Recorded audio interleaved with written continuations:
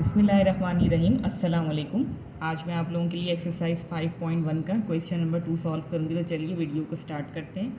Question है आपके पास, identify polynomials from the following.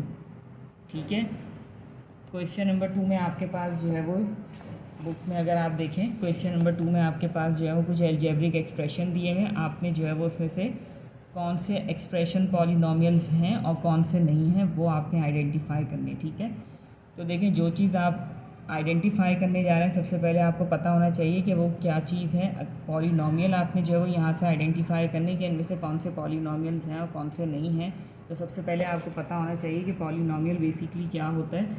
तो मैंने यहाँ पे डेफिनेशन लिख के रखी हुई है। पॉलिनोमियल क्या है? An algebraic expression consisting of one और more terms, each of which exponent of variable is whole number is called polynomials. ठीक है, यहाँ पर देखें, a polynomial can be in 2 और मोर वेरिएबल्स। फॉर एग्जांपल, यहाँ पे मैंने कुछ एग्जांपल्स आप लोगों के लिए लिख के रखी हुई है। 1 0 2y minus half, this one ये हैं आपके पास पॉलिनोमियल्स। अब देखें, अकॉर्डिंग टू डेफिनीशन ये एल्जेब्रिक एक्सप्रेशन ही होते हैं। किस तरह के? कि जिसके अंदर आपके पास एक या एक से ज़्यादा टर्म्स हैं। अब जैसे एग्जाम्पल 1 को अगर आप नोट करें तो यहाँ पे सिंगल आपके पास एक कांस्टेंट नंबर आपको नज़र आ रहा होगा। ठीक है, तो ये भी क्या है? एक पॉलिनोमियल है जो सिंगल टर्म पे बेस कर रहा है। 0 is also a single term. ठीक है, लेकिन अगर आप एग्जाम्पल 2 की तरफ जाएँ तो यहाँ पर आपके पास 2 टर्म्स हैं। ठीक है, 2y माइनस हाफ। इसी तरीके से यहाँ पे एग्जाम्पल 3 की तरफ आ जाएँ तो आपके पास, कहने का मकसद ये कि एक और एक से ज़्यादा टर्म्स पर मुश्तमिल एक एल्जेब्रिक एक्सप्रेशन जिसका एक्सपोनेंट आपके पास, यानी कि जो वेरिएबल के ऊपर जो पावर आपको नज़र आ रही है, इसको आप एक्सपोनेंट कहते हैं या इंडेक्स कहते हैं।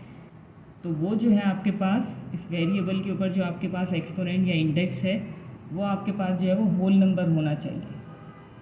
ठीक है, एक ऐसी एल्जेब्रिक एक्सप्रेशन जिसमें आपके पास वेरिएबल का एक्सपोनेंट जो है वो होल नंबर हो, वो आपके पास पॉलिनोमियल्स कहलाते हैं। देखिए, इसके अलावा जो यहाँ पे मैंने नीचे कुछ एग्जांपल्स आप लोगों के लिए लिख के रखी हुई हैं, but this one, this and this are not polynomials. साथ में इस चीज़ को भी एक्सप्लेन कर रहे हैं कि ये पॉलिनोमियल्स क्यों नहीं हैं, क्योंकि यहाँ पे जो वेरिएबल का एक्सपोनेंट है वो होल नंबर नहीं है। ठीक है, इसके लिए जो वेरिएबल का एक्सपोनेंट है आपके पास वो नॉन नेगेटिव इंटीजर्स होने चाहिए, जबकि ये आपके पास नेगेटिव इंटीजर्स में चला जाएगा।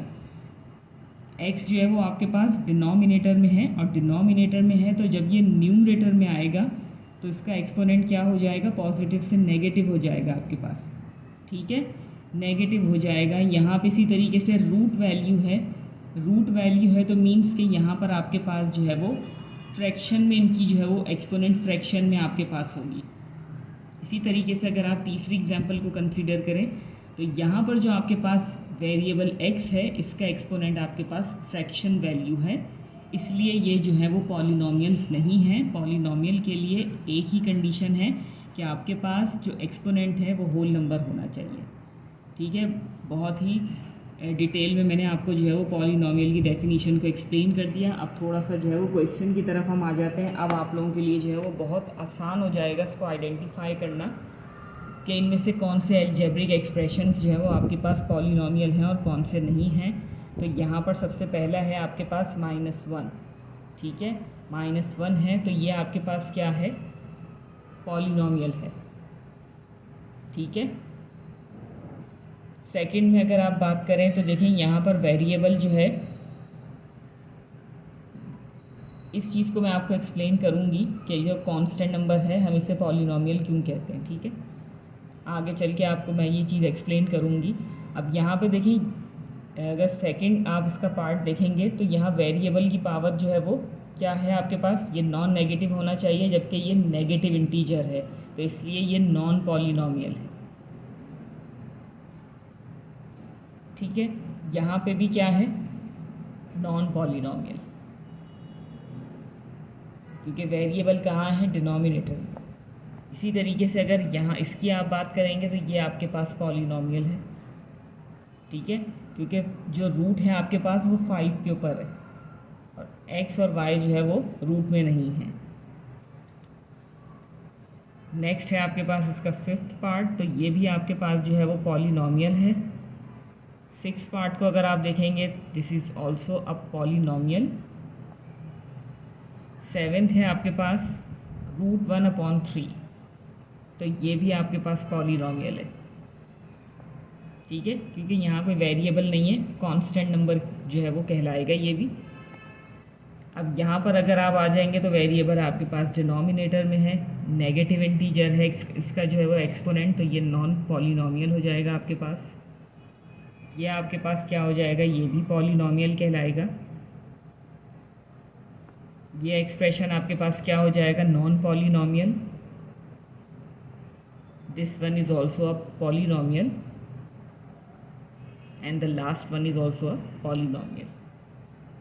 ठीक है, तो ये चीज़ आपके पास जो है वो इस तरीके से छोटी सी चीज़ थी, इसलिए मैंने यहाँ पे बुक में जो है वो उसको सॉल्व कर लिया।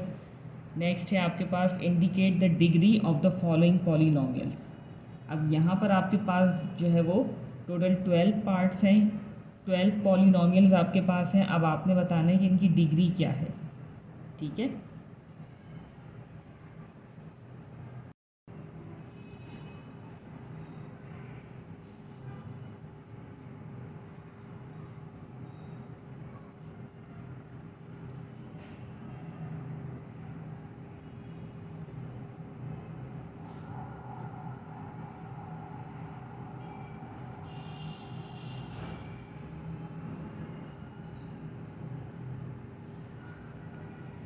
ठीक है। यहाँ पे ये क्वेश्चन नंबर 3 जो है वो आपके पास मैंने इधर लिख दिया है।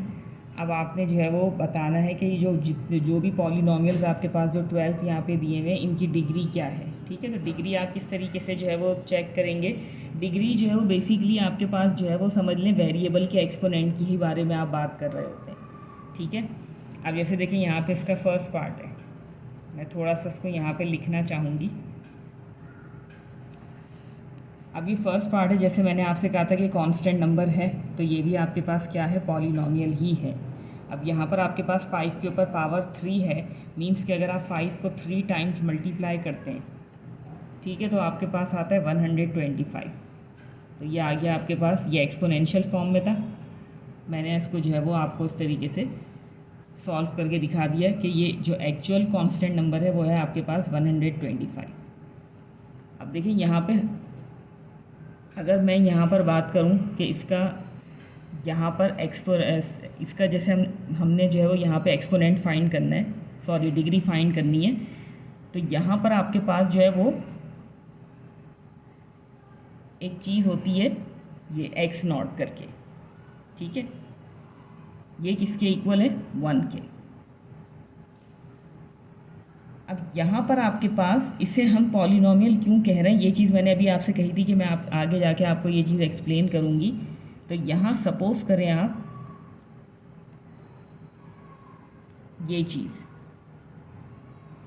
x0, क्योंकि इस कांस्टेंट का आपके पास जो डिग्री है वो डिग्री है 0, ये इसका आंसर है। तो ये 0 आपके पास जो है वो कैसे आप बता रहे हैं कि यहाँ पर डिग्री 0 है, तो ये चीज़ मैं आपको यहाँ पे एक्सप्लेन करने की कोशिश कर रही हूँ कि यहाँ पर x0 जो है वो इक्वल टू होता है 1 के। 125 को जब आप 1 से मल्टीप्लाई करेंगे तो आपके पास क्या आ जाएगा, 125। तो ये इस 125 का डिग्री 0 क्यों है, वो इस वजह से है कि यहाँ पर जो है वो ये x0 इसके साथ हिडन है। ठीक है, x0 आपके पास हिडन है, उसकी वैल्यू होती है 1। तो उस चीज़ को रखते हुए उन्होंने यहाँ पे बताया कि इसकी जो डिग्री है वो है 0 आपके पास। ठीक है, इसी तरीके से देखिए आपके पास है सेकंड पार्ट x। अब इसकी डिग्री क्या है, देखिए x के ऊपर जो है वो कोई भी एक्सपोनेंट आपको यहाँ नज़र नहीं आ रहा होगा। यहाँ वेरिएबल को मेंशन किया जा रहा है, आपको दिया जा रहा है यहाँ पर x। यहाँ पर आपके पास वेरिएबल नहीं था, सिर्फ एक कांस्टेंट नंबर आपको नज़र आ रहा था। तो यहाँ पे इसको हमने इस तरतीब से लिख कर और सॉल्व करके मैंने आपको ये चीज़ समझाई है कि ये चीज़ बेसिकली कहाँ से आ रही है और इसकी डिग्री अगर 0 है तो वो कहाँ से, वो कैसे आपको पता चल रहा है कि इसकी डिग्री 0 है। अब यहाँ पे देखिए इसका एक्सपोनेंट आपको बज़ाहिर कुछ नज़र नहीं आ रहा, बट अंडरस्टूड है कि x के ऊपर पावर क्या है 1। तो इसकी डिग्री आपके पास क्या हो जाएगी, इसका जो रिज़ल्ट है वो क्या है, इसकी डिग्री आपके पास हो जाएगी 1। ठीक है, जो वेरिएबल के ऊपर एक्सपोनेंट है वो चीज़ जो है वो उसकी डिग्री ही कहलाएगी। अब वो किस तरीके से निकलेगी वो चीज़ मैं आपको यहाँ पे एक्सप्लेन कर रही हूँ। अब ये देखिए यहाँ पर आपके पास जो है वो थोड़ा सा इस चीज़ को देख लें, यहीं पे ये देखिए x प्लस वाई स्क्वायर, जिस वेरिएबल के ऊपर एक्सपोनेंट जो ज़्यादा होगा या जो वैल्यू ज़्यादा होगी वो उसका जो है वो डिग्री कहलाएगी। अब देखिए यहाँ पर x के ऊपर 1 पावर है, जबकि y के ऊपर क्या है 2, तो जो इसकी डिग्री होगी वो क्या होगी 2।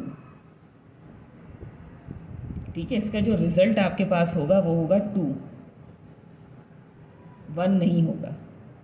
ठीक है, इस चीज़ का आपने ध्यान रखना है। नेक्स्ट है आपके पास फोर्थ पार्ट। अब देखिए फोर्थ को मैं यहाँ पे थोड़ा सा लिख के बताना चाहूँगी कि अगर आपके पास इस तरीके से दो वेरिएबल्स हों एट अ टाइम तो उनकी डिग्री कैसे आप फाइंड कर सकते हैं। अब देखिए यहाँ पर आपके पास y के ऊपर 2 है, जबकि फर्स्ट टर्म में आपके पास x square and y square दो वेरिएबल्स हैं। तो दोनों की अगर आप डिग्री की बात करेंगे तो ये दोनों क्या हो जाएंगे, आप इनको प्लस कर देंगे। ठीक है, तो ये 2 + 2 आपके पास क्या हो जाएगा 4। तो जिसकी डिग्री आपके पास होगी, जो आपका बेसिक रिजल्ट होगा वो होगा 4। इन दोनों वेरिएबल्स के एक्सपोनेंट को आप मर्ज कर देंगे, 2 हों 3 हों या जितने भी हों आपके पास। इस तरीके से भी आपके पास आ सकता है सवाल, इस तरीके से भी पॉलिनोमियल आपको दिया जा सकता है कि जहाँ पे एक या एक से ज़्यादा, 2 या 2 से ज़्यादा आपके पास जो है वो वेरिएबल्स हों। आपने सिंपली क्या करना है कि उस एक्सप्रेशन में जितने भी आपके पास वेरिएबल्स हैं सबके एक्सपोनेंट को सम करके और फिर आपने डिग्री बतानी है कि अब इसकी डिग्री क्या होगी। ठीक है, इसी तरीके से देखिए फोर्थ पार्ट है आपके पास x³ y square z square plus 1। बज़ाहिर 3 वेरिएबल्स हैं, बट टर्म वाइज हम इसको कंसीडर करेंगे सिंगल। ठीक है, तो इस सिंगल टर्म में या इस फर्स्ट टर्म में आपके पास 3 वेरिएबल्स हैं। अब आप इनकी एक्सपोनेंट को प्लस कर लें, 3 + 2 5, 5 + 2 7। तो इसकी जो डिग्री है वो क्या है 7। ठीक है, यहाँ पे अब आप देख लें, ये देखिए एक ही वेरिएबल है, ये दोनों टर्म्स आपके पास जो है वो कांस्टेंट नंबर्स हैं, तो इसकी डिग्री जो है वो आपके पास क्या होगी 1। अब थोड़ा सा स्पीड से हम इसको देख लेते हैं। यहाँ पे देखें दो वेरिएबल्स हैं, x की पावर 4 एंड y की पावर 1, तो ये क्या हो जाएगा आपके पास 5। सेकंड टर्म में है आपके पास वाई स्क्वायर, थर्ड टर्म में है y³, तो डिग्री क्या होगी इसकी 5।